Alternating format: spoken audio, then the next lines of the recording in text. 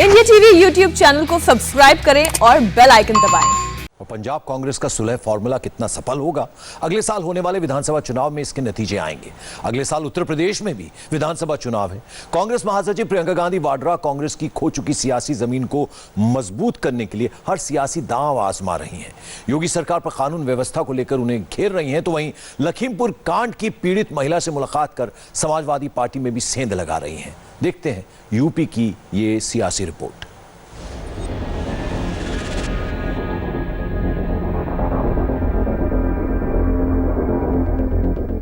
इस वक्त उत्तर प्रदेश में भी जबरदस्त सियासी हलचल है। बीजेपी समेत तमाम राजनीतिक दल 2022 के विधानसभा चुनाव की तैयारियों में जुटे हैं। बीजेपी की लाइन योगी ने क्लियर कर दी है। सत्ताधारी पार्टी के लिस्ट में विकासवाद, राष्ट्रवाद के मुद्दे सबसे ऊपर हैं। इधर कांग्रेस की तरफ से प्रियंका गांधी चुनावी जंग को लीड कर रही हैं। 3 दिन के यूपी दौरे पर हैं। कांग्रेस में जान फूंकने की कोशिश कर रही हैं, खूब मेहनत कर रही हैं।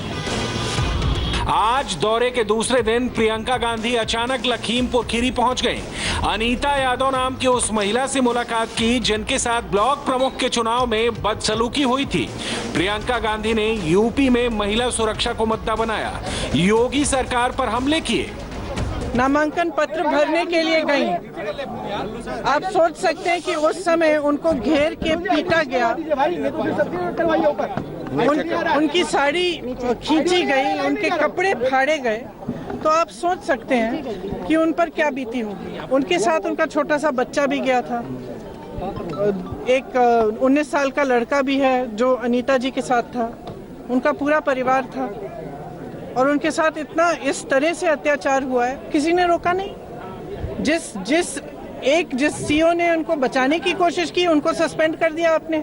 बाकी अधिकारी जो खड़े थे उनको कुछ नहीं किया। प्रशासन मौन है।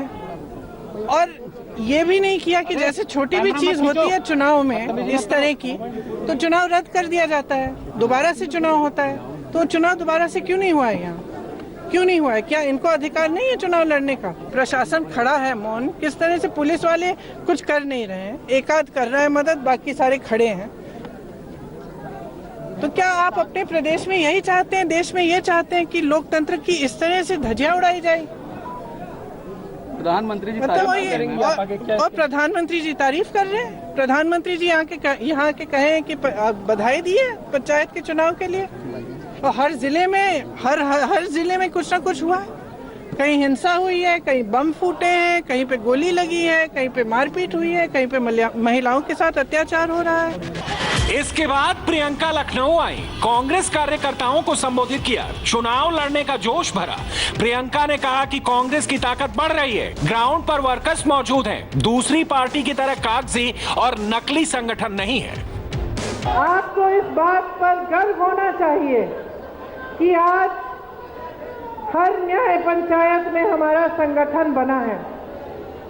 आपको इस बात पर गर्व होना चाहिए कि आज हर जिले में प्रशिक्षण के कार्य हो रहे हैं, जिसके बाद आप ग्राम पंचायत तक संगठन को बनाएंगे और कमेटियों का गठन करेंगे। और आपको सबसे बड़ी बात इस चीज पर आपको गर्व होना चाहिए कि जो संगठन बना है वो फर्जी और कागजी नहीं है। चुनाव तक 24 घंटे काम करने का अपना लक्ष्य बनाइए। रुकिए मत, डरिए मत, आगे बढ़ना है, मजबूती से बढ़ना है और चुनाव को जीतना है। ये बात सही है कि प्रियंका गांधी कांग्रेस को यूपी में मजबूत करने के लिए खूब कोशिश कर रही हैं, लगातार सोशल मीडिया पर एक्टिव रहती हैं, यूपी सरकार को घेरने का कोई मौका नहीं छोड़ती। लेकिन एक सच ये भी है कि यूपी में कांग्रेस लगातार पिछड़ती चली गई। 2017 विधानसभा चुनाव में कांग्रेस ने 114 सीटों में से सिर्फ 7 सीट जीती। 2019 लोकसभा चुनाव में सिर्फ 1 सीट पर जीत। राहुल गांधी अपनी अमेठी सीट भी हार गए। इस साल जिला पंचायत चुनाव में कांग्रेस का खाता नहीं खुला, जबकि ब्लॉक प्रमुख चुनाव में सिर्फ 5 सीट हाथ लगी। इधर योगी को प्रधानमंत्री मोदी का पूरा सपोर्ट है। योगी के लिए खुलकर प्रचार करेंगे और योगी आदित्यनाथ फिलहाल सारे पेंडिंग प्रोजेक्ट को तेजी से निपटाने की कोशिश कर रहे हैं। आज उन्होंने प्रियंका की बातों का जवाब नहीं दिया, काम पर फोकस था। यूपी के सीएम ने जेवर एयरपोर्ट के काम को रिव्यू किया। खबर है कि अगस्त महीने में एयरपोर्ट का शिलान्यास हो सकता है। चरणबद्ध ढंग से न केवल भूमि अधिग्रहण की कार्रवाई और विस्थापन के साथ साथ पुनर्वास की कार्रवाई को व्यवस्थित रूप से संपन्न किया गया है और बिना किसी विवाद के। अन्यथा ये वही क्षेत्र था जहां पे गोलियां चलती थी। न केवल कानून व्यवस्था की भीषण संकट खड़ा होता था बल्कि बड़े बड़े आंदोलन भी होते थे।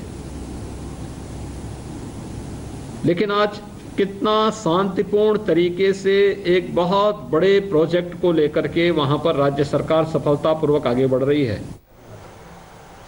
उत्तर प्रदेश में सीएम योगी के विकास मॉडल की जबरदस्त चर्चा हो रही है, लेकिन नमस्ते, मैं हूं मीनाक्षी जोशी। वीडियो और खबरों से अपडेट रहने के लिए India TV YouTube channel subscribe करें, बेल आइकन दबाना ना भूलें। जुड़े रहें इंडिया टीवी के साथ।